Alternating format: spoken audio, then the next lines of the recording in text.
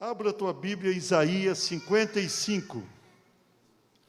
Isaías é uma mini Bíblia, eu estava dizendo, de manhã.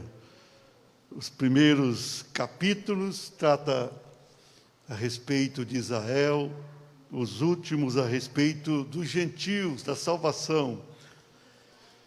Em 66 capítulos, como a Bíblia tem 66 livros, Isaías é profundo, o profeta messiânico, um profeta muito abençoado. Vamos ler o versículo, está aqui no Data Show, é só uma parte do versículo 1.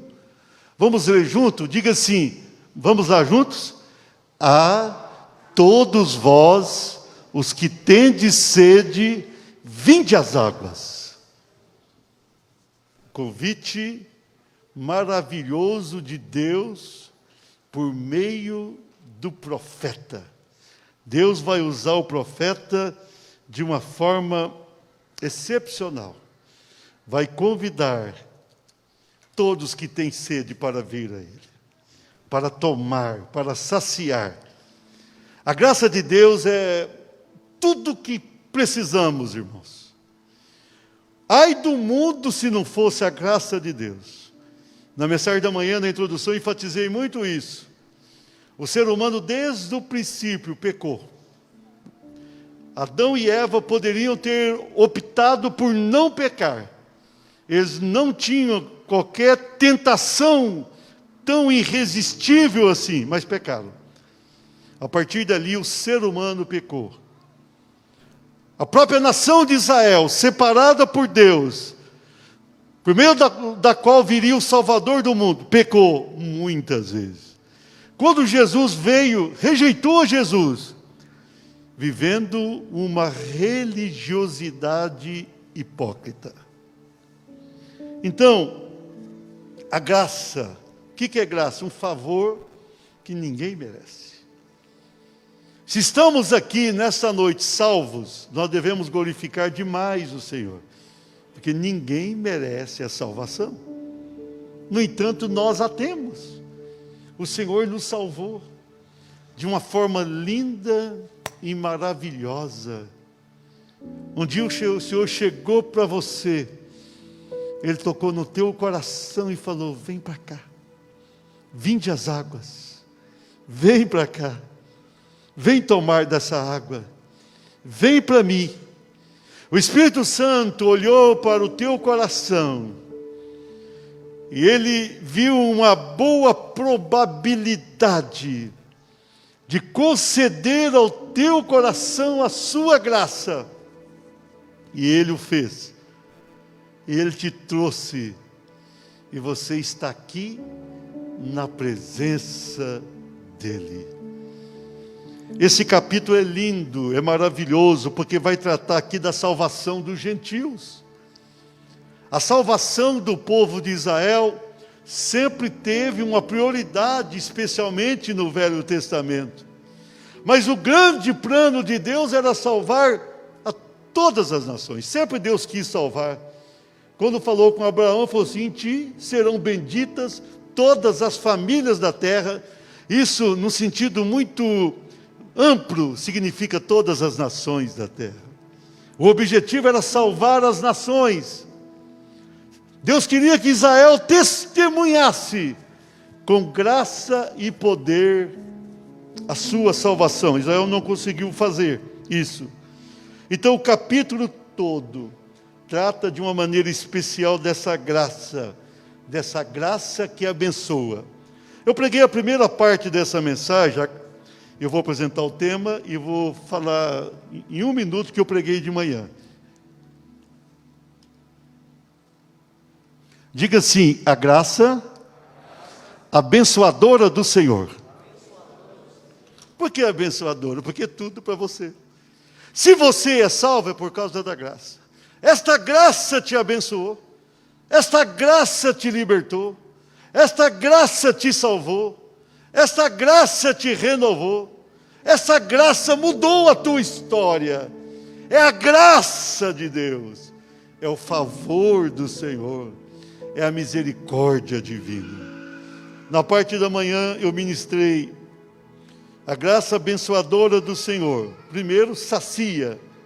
gratuitamente, é óbvio, se é graça, é de graça, gratuitamente, a nossa necessidade. Quem tem sede, vem e beba, sacia a nossa necessidade. Isso é lindo. Também oferece gratuitamente finos manjares, como diz aqui o versículo 2, finos manjares, um alimento espiritual, um presente dos céus, bênçãos inúmeras sobre nós. Proporciona, em terceiro lugar, gratuitamente, como diz o versículo 3, uma aliança perpétua. A aliança do Senhor conosco é para sempre.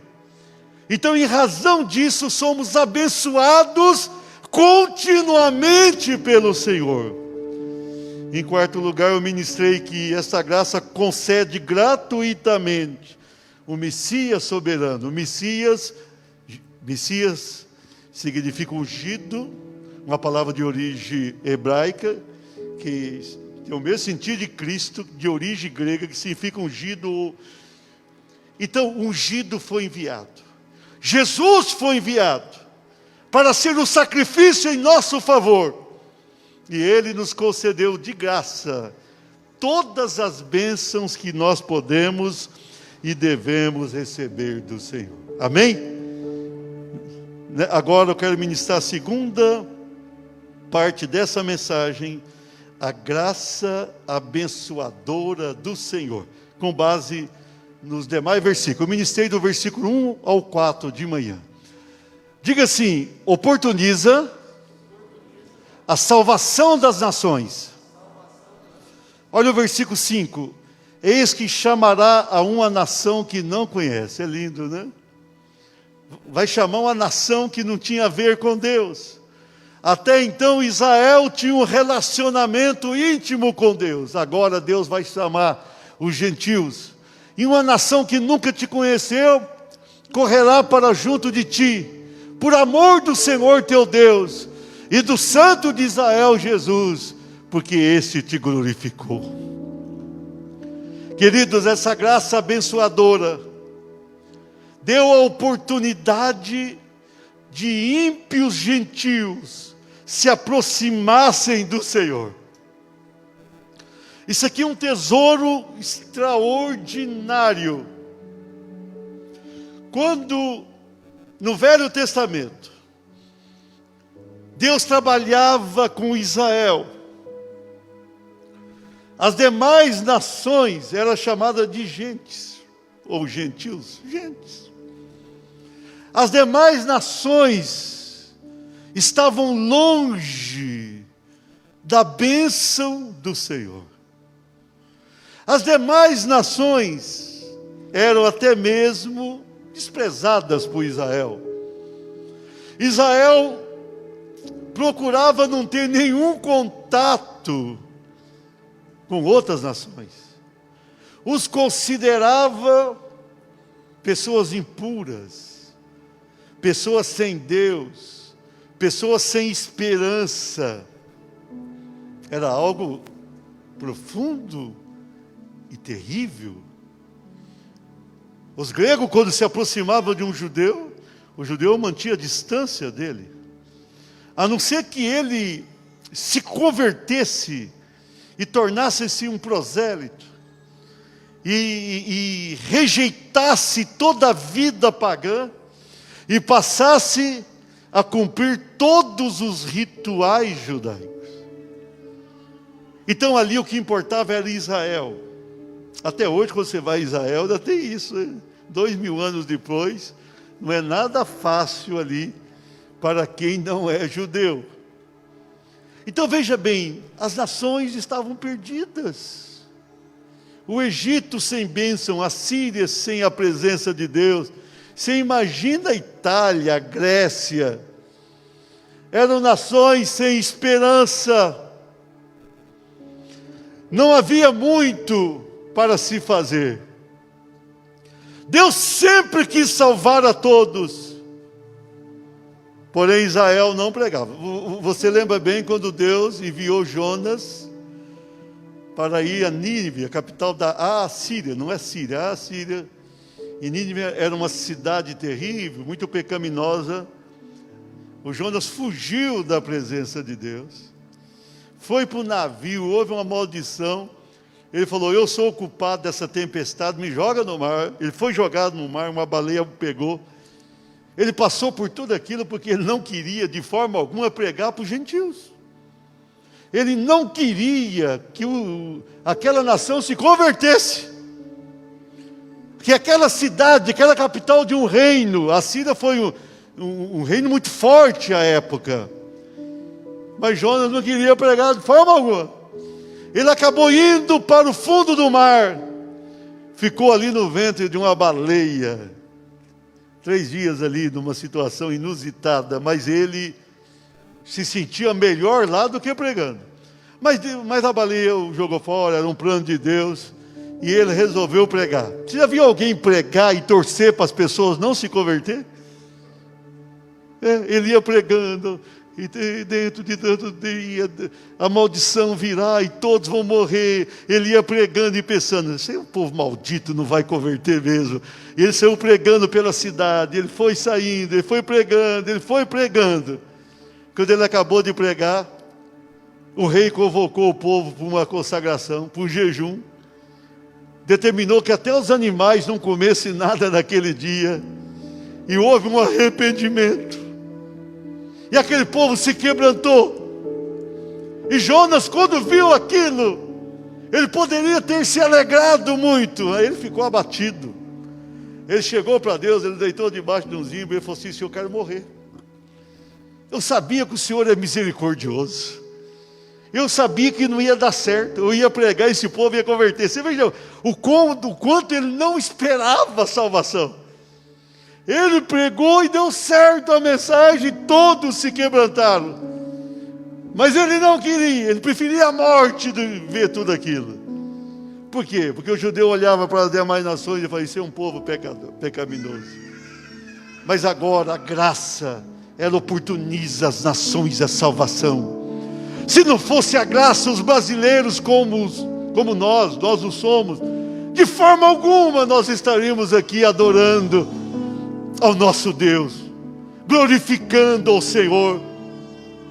Nós nunca teríamos a chance de vivenciar essa presença tão extraordinária, que é a presença do Espírito Santo habitando em nós. Isso é graça. O apóstolo Paulo foi o grande pregoeiro da graça. Quando todos pregavam ali em Israel, ele saiu pregando. Ele pregou em toda a Ásia, ele foi para a Europa, ele foi chegando junto às nações pecaminosas. E ele sofreu demais, mas ele quis pregar em Roma, e ele pregou em Roma. Ele morreu em Roma, mas até soldados da guarda pretoriana se converteram. Paulo, ele foi usado como ninguém à época, para levar a graça. Essa graça é maravilhosa, irmãos. Esse capítulo aqui retrata de uma maneira fiel tudo aquilo que Deus haveria de fazer em nossas vidas e por nós, e Ele fez. Hoje nós estamos aqui livres, amém? Nós estamos aqui abençoados pelo Senhor. E estamos abençoados por causa da sua graça. Você se lembra da tua vida passada? Você era pecador. Você não queria Deus. Você não tinha Deus. Até pensava de vez em quando que tinha, mas não tinha. E um dia essa graça te envolveu. Essa graça te alcançou. Essa graça mudou a tua vida. E hoje você é um salvo no Senhor. Aleluia. Os gentios, povos, nações hoje, qualquer um pode se dobrar diante de Deus. Qualquer um pode ter uma experiência com Deus. Qualquer um pode dizer: Senhor, Tu és a minha esperança, a minha salvação. Você é feliz com isso? Aplauda Jesus, amém? Aplauda Jesus. A graça abençoadora do Senhor. Segundo lugar, diga assim: oportuniza a comunhão espiritual. Olha o versículo 6. Buscai o Senhor enquanto se pode achar. e nós podemos achá-lo agora. Invocai-o enquanto está perto. Que palavra! Se o versículo 5 trata das nações, agora está dizendo, olha, quem quiser pode buscar ao Senhor. Enquanto ele pode ser achado, você deve buscar. É isso que o Senhor está falando aqui com os gentios. Enquanto ele está perto, você pode fazer isso. Queridos, quando Jesus veio à terra, ele ficou aqui por 33 anos. A vida dele não foi nada fácil aqui. Pelo contrário, foi difícil. A vida dele foi difícil. Durante os anos que aqui viveu, sofreu e sofreu. Foi humilhado quando deveria ter sido exaltado. Foi rejeitado quando deveria ter sido aceito. Foi zombado quando deveria ter sido glorificado. Nada foi fácil, mas por fim ele sofreu como jamais homem algum sofreu na terra, ficando naquela cruz durante 6 horas, sofrendo a nossa dor, morrendo a nossa morte e pagando o preço dos nossos pecados. E a presença dele, ele estava naquela cruz, e se a gente quiser fazer uma aplicação da cruz, nós vamos ver, ele estava com os braços abertos para o mundo. Ele não estava com os braços abertos para os judeus não tinham entregue naquela oportunidade. Ele estava com os braços abertos para o mundo, sentido horizontal. Ele estava dizendo, pela cruz eu vou unir as nações. E de forma vertical, ele estava pegando na mão de Deus, Pai, Deus Pai, e pegando na mão do pecador, judeu ou gentil, ele estava unindo. A morte de Jesus na cruz foi algo singular, foi algo extraordinário. A partir daquela tarde tão terrível, tão difícil, a Bíblia diz que no meio do dia o sol sumiu, as trevas dominaram a terra, até a hora 9, ou até as 3 horas da tarde. Às 3 horas da tarde, Jesus entrega a vida. Quando ele entrega a vida, exatamente naquele instante, o véu do templo é rasgado de alto a baixo, não de baixo para cima, e o véu era muito alto, espesso. Aquele véu é rasgado, aquele véu que guardava o lugar santo dos santos, onde apenas uma vez no ano entrava o sumo sacerdote para oferecer sacrifício pela nação.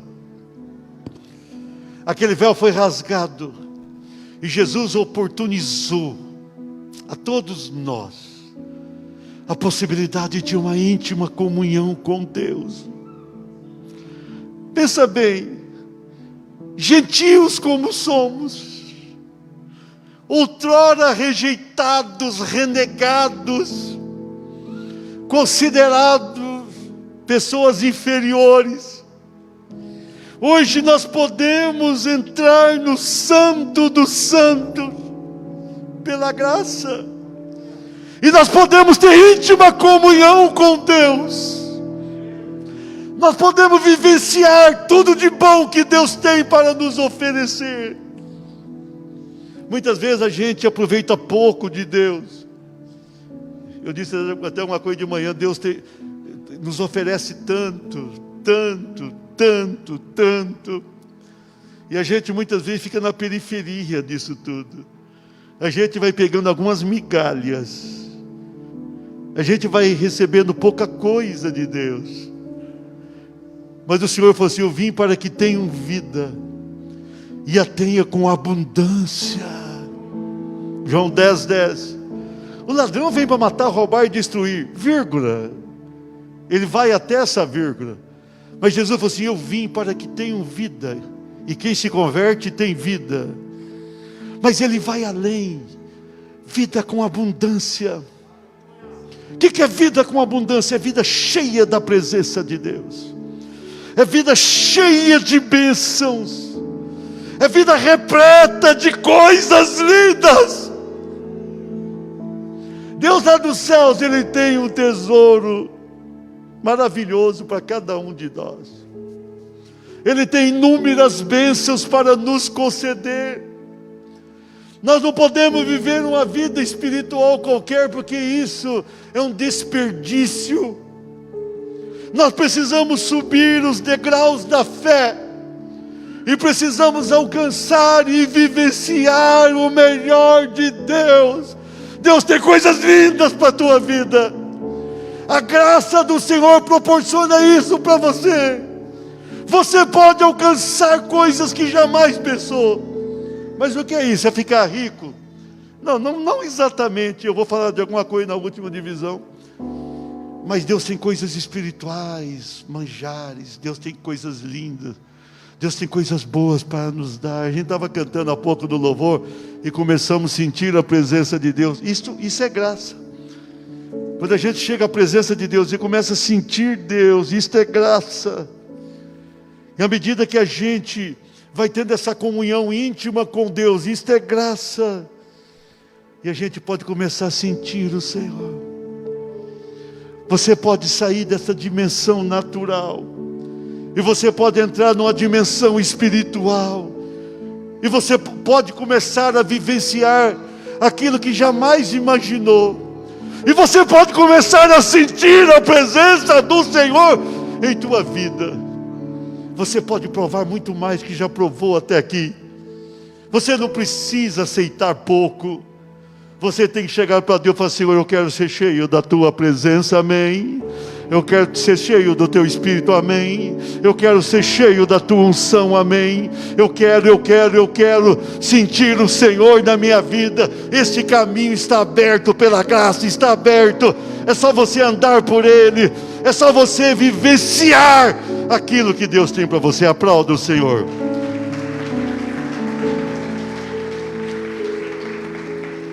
Glória a Deus. A graça abençoadora do Senhor. Terceiro lugar, diga assim: oportuniza a conversão dos pecadores. Olha o versículo 7. Deixe o perverso o seu caminho, o iníquo os seus pensamentos. O iníquo fica pensando só coisa ruim. O perverso fica ali na sua jornada querendo matar, destruir. O Senhor diz: converta-se ao Senhor, que se compadecerás. Não merece, mas vai ter compaixão dele, diz o texto. E volte-se para o nosso Deus. Porque Ele é rico em quê, irmãos? Ele é rico em? Então veja bem, essa graça que é para as nações, que oferece uma vida de proximidade com o Senhor, é para qualquer um que quer. Quem quiser vir após mim. Jesus foi tão enfático dessa mensagem. Ele nunca disse: olha, quem está destinado a vir após mim virá. Não, pelo contrário. Pelo contrário. Quem crê dessa maneira ele tem um equívoco espiritual terrível na sua vida. Jesus sempre olhou para a multidão e falou assim: ó, quem quiser vir após mim, negue-se a si mesmo, tome cada dia a sua cruz e siga-me. Quem quiser. Senhor, ali tem um homem que é chefe dos cobradores de impostos, e ele é desonesto, ele ficou rico porque ele cobrou que não deveria, mas ele subiu naquela árvore e falou assim: pode descer, convém me pousar em tua casa. Senhor, essa mulher foi apanhada em flagrante adultério. A lei de Moisés manda apedrejá-la. O que o Senhor diz? Ele falou assim: se manda apedrejar, não há problema. Vamos cumprir essa lei. Quem não tem nenhum pecado, que seja o primeiro a tirar a pedra. Todo mundo ali tinha N pecados, muitos pecados. A Bíblia diz que cada um foi saindo. A mulher olhou, ele olhou para ele, olhou para a mulher e falou assim: ninguém te condenou? Ele falou: ninguém. Ele falou: nem eu. Vai e continue adulterando. Não. vai e não peques mais. Isto é graça. Graça com desonesto, graça com adulto, uma mulher adúltera, e graça com tantos outros. A primeira pessoa que viu Jesus ressurreto, que chegou no túmulo e viu, e teve a primeira experiência com Jesus, um dia Jesus chegou para ela e falou assim: a coisa está ruim aí, você está com alguns demônios. A Bíblia diz que ela tinha 7 demônios. Um demônio já acaba com tudo, ela estava com 7. E também prostituía. Jesus olhou para Maria de Magdala, cidade de Magdala, por isso é chamada Maria Madalena. Expulsou os demônios, libertou aquela mulher. Ela passou a andar com os discípulos e com ele. E foi a primeira que falou assim: eu vi o Senhor. Ela chegou para os apóstolos, que era a pessoa mais pobre, falou assim: eu vi o Senhor. Eu vi o Senhor. Isso aqui é graça. A graça é para todos. A graça é para quem está vivendo o pecado do mundo, mas um dia se dobra, um dia se queda diante dessa graça, e o Senhor salva. Querido, Deus nos salvou. Nós sempre precisamos pensar na nossa salvação como um presente de Deus para as nossas vidas. E quando pensamos dessa maneira, nós vamos conseguir não ter um juízo tão duro para com as outras pessoas, porque nós saberemos que a graça nos salvou. Nós saberemos que fomos salvos quando não merecíamos alcançar a salvação. Então agora, nós que já somos salvos e temos a graça, precisamos sair por aí, pregando e dizendo: tem jeito para a tua vida, tem solução para o teu pecado. O Senhor salva e liberta. Nós precisamos olhar para todo mundo e falar: o Senhor te ama, eu te amo também.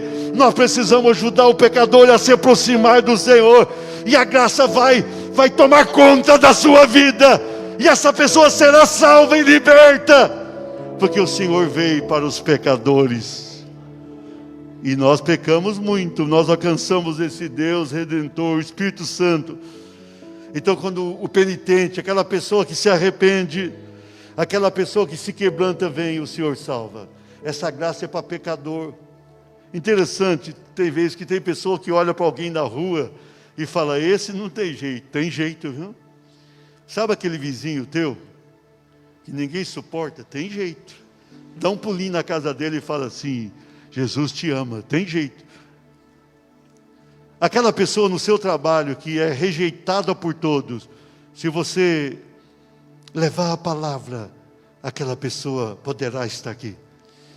O maior missionário de todos os tempos na terra, Paulo, ele mandava prender, bater, até matar os discípulos.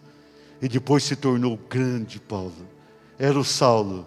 Quando ele vai para Paulo, Paulo significa pequeno. Ele se apequena diante dos homens, mas ele cresce diante de Deus. Tem jeito. E você também nunca pode esquecer: eu estou salvo pela graça. Irmãos, com o passar do tempo, parece que a gente vai esquecendo isso.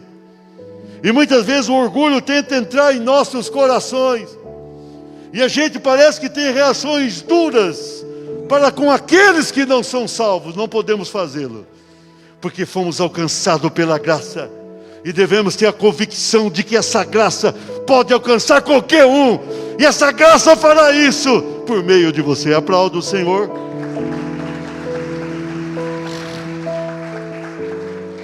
Para encerrar essa mensagem, a graça abençoadora do Senhor, diga assim: oportuniza a concessão da prosperidade.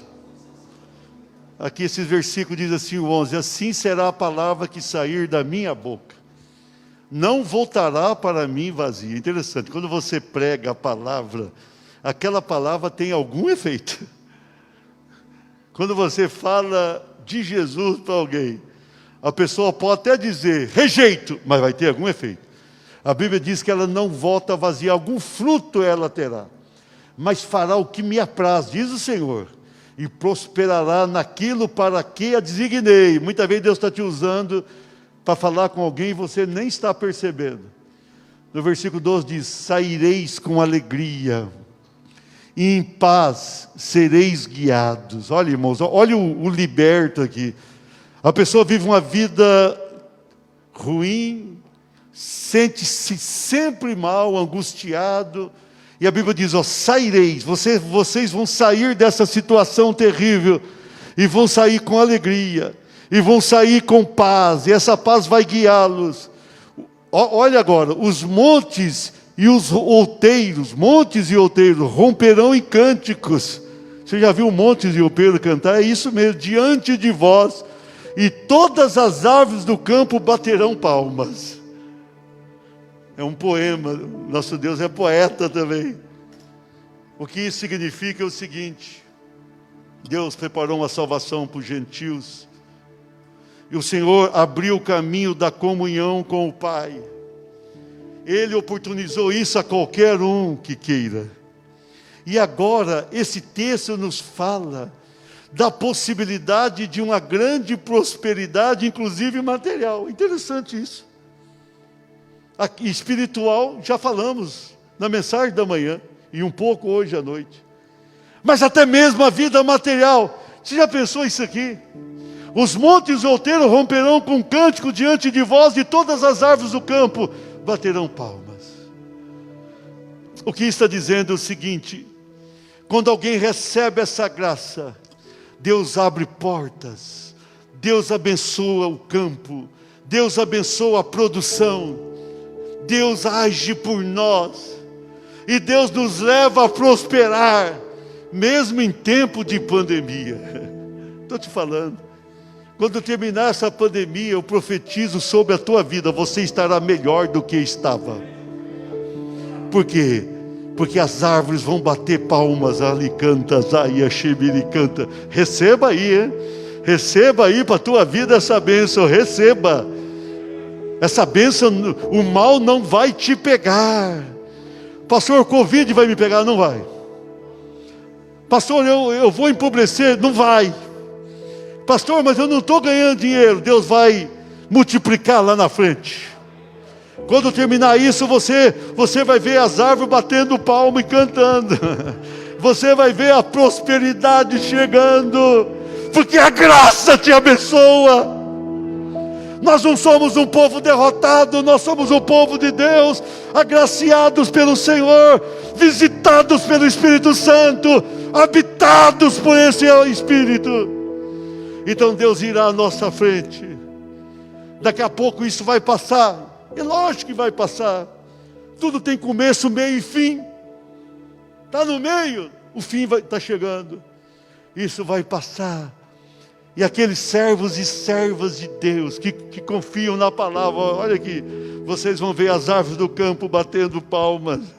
Vocês vão ver aquilo que vocês têm rompendo em cânticos. Parece uma loucura, mas é uma profecia sobre a prosperidade que Deus tem para a tua vida. Quem vai prosperar? Quem crê. Quem vai prosperar? Quem não murmura. Quem vai prosperar? Quem não fica pensando no errado. Tem gente que pensa na derrota. Tem pessoa que profetiza a derrota para si mesmo. Alguém chega para ele e fala assim: como é que está a vida? Mal. Profetizou mal. O que você acha que vai acontecer com você? Vou quebrar. Vai mesmo. Quando você fala isso, o capeta fala: quebrou, faliu. Tem gente que a pessoa vai falar, fala: pastor, não vejo saída. Não vejo saída. Está tudo errado. E eu vou escapar? Lógico que não, né?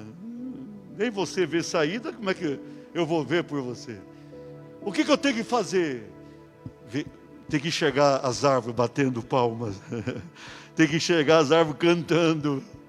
Você tem que olhar e falar assim: Senhor, eu dependo do Senhor, eu não dependo do homem, não dependo da doença, não dependo de Satanás, eu não dependo de ninguém, eu não dependo de nada nesse mundo, eu dependo do Senhor. O Senhor é o meu supridor, o Senhor é a minha segurança, o Senhor é o meu grande benefício, o Senhor é comigo, o Senhor vem até mim, o Senhor muda a minha vida, eu vou prosperar, o meu negócio deu uma virada, vai virar muito mais alto, eu vou conseguir, eu vou alcançar.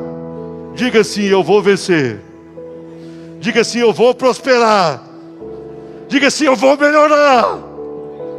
A partir de hoje você vai sair desse culto profetizando bênção na tua vida e na tua casa. Você vai chegar lá, não tem muita coisa, pode saber que Deus vai enviar. Pode saber que Deus vai enviar. Deus vai enviar.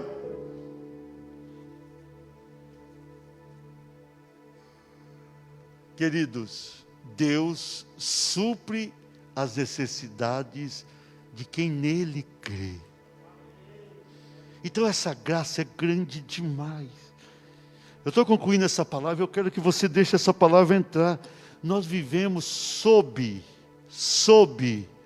debaixo da graça. Nós não vivemos debaixo da opressão. Não. Nós vivemos debaixo da graça. E quando nós vamos caminhando, a unção de Deus vai conosco, amém? O Deus que cuidou de você até aqui, Ele continua cuidando, amém? Ele vai continuar cuidando da tua vida. Ele vai continuar cuidando dos teus bens. Ele vai continuar cuidando dos teus negócios. E Ele vai te prosperar.